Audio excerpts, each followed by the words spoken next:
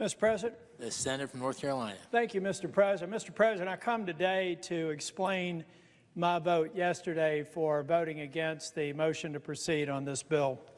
Mr. President, I spent most of my career in management consulting, managing large, complex enterprise projects, multi-year, thousands of hours, a lot of complexity that take people, process, and technology to make it work.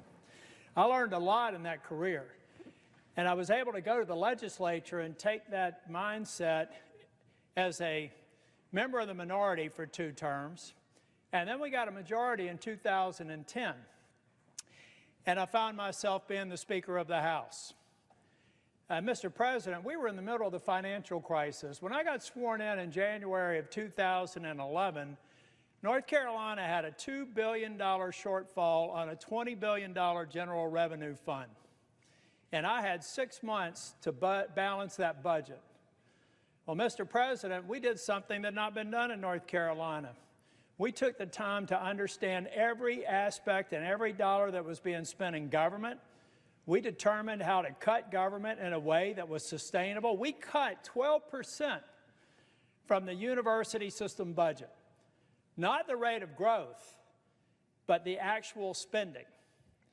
And I had some people say that it was going to be disruptive and the University of North Carolina would never be the same again. But Mr. President, we did it in a way that was instructed by the operations of the university system.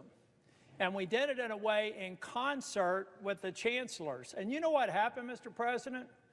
We actually balanced the budget. We did do those cuts, and the last time I checked, the North Carolina university system is still considered one of the greatest systems in the United States of America.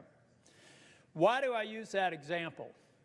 Because the Medicaid proposal in this bill bears no resemblance to that kind of discipline and due diligence.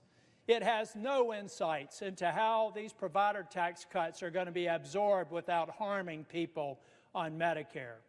And even worse, most of my colleagues do not even understand on either side of the aisle the interplay of state-directed payments and the devastating consequences of the funding flows that are going to be before us. Mr. President,